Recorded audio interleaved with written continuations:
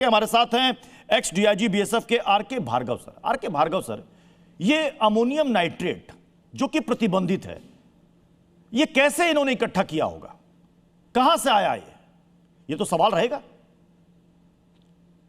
देखिए, मेरे ख्याल से इस कंफ्यूजन को दूर करना जरूरी है कि ये कहां से आया हो। अमोनियम नाइट्रेट आपके फर्टिलाइजर में भी यूज होता है और उसको रेक्टिफाई करके उसकी कंसंट्रेशन को बढ़ाया जा सकता है। फर्टिलाइजर में जो यूज होता है उसको ऐसा बनाया जाता है ताकि वो एक्सप्लोसिव में काम ना आए, लेकिन अगर उसको हम रेक्टिफाई करेंगे तो उसमें से एक्सप्लोसिव बनाने लायक अमोनियम नाइट्रेट को अलग किया जा सकता है। और ये जो अमोनियम नाइट्रेट पकड़ा गया है, मेरी अपनी नॉलेज कहती है कि ये बाहर से नहीं आया है। ये हिंदुस्तान में ही जगह जगह से इकट्ठा करके इसको यहां पर इकट्ठा किया गया है। और 350 केजी कोई इतना ज्यादा क्वांटिटी नहीं है। हाँ, इंसिडेंट को इल्जाम देने के लिए बहुत है, लेकिन इकट्ठा करने के हिसाब से ये कोई इतनी बड़ी क्वांटिटी नहीं है। देखिए, ये जो अमोनियम नाइट्रेट है, मैंने बहुत से जो मिलिटेंट हैं उनको इंट्रोगेट किया है, उनकी इंट्रोगेशन फाइल वगैरह भी देखी है।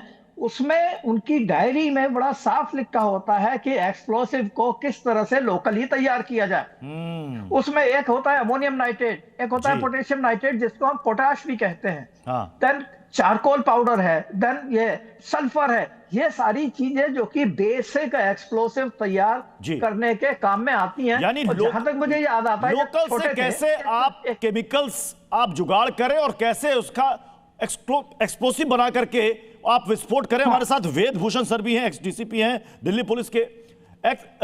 वेद भूषण सर, ये जो 3 आतंकी एटीएस ने पकड़े हैं, एक चीन से एमबीबीएस करके आया, यहां रिसिन तैयार कर रहा था, वो अरंडी के बीजों से जो अपशिष्ट निकलता है उससे जहर बना रहा था। ये तरीका बदल रहे हैं आतंकी। देखिए प्रत्युष जी, ये पोस्टर से जो ये जो पोस्टर अनंतनाग से खुलासा हुआ है, ये अनंतनाग, रजौरी, पुंजा जी वो इलाके हैं जहां सबसे ज़्यादा टेररिस्ट पैदा हुए हैं पूरे हिंदुस्तान में, पूरे वर्ल्ड के अंदर फैले हुए हैं।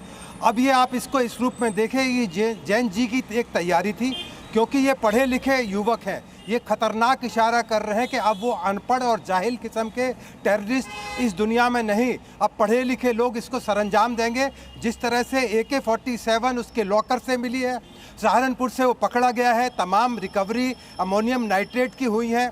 और जो चाइना से पढ़कर एक नवयुवक डॉक्टर आया है, यदि उसके हाथ इन सब चीज़ों से मिले हुए हों तो कहीं ना कहीं बहुत बड़े खतरे की घंटी बजता है। ये तो वक्त रहते ATS, Gujarat, Delhi police, Haryana police और तमाम पुलिस की फोर्सेज ने मिलकर इसको बेनकाब कर दिया, इसको एक्सपोज कर दिया। परंतु इशारा है वाकई में हमारी खुफिया एजेंसी और हमारी पुलिस और सुरक्षा एजेंसियों की तारीफ करनी पड़ेगी कि वक्त रहते उन्होंने बड़ा एक्शन लिया और ये आतंकी अब पकड़े जा चुके हैं। अब इनसे ये खुलासा करवाना बाकी है कि कहां-कहां ये साजिश को अंजाम देने वाले थे।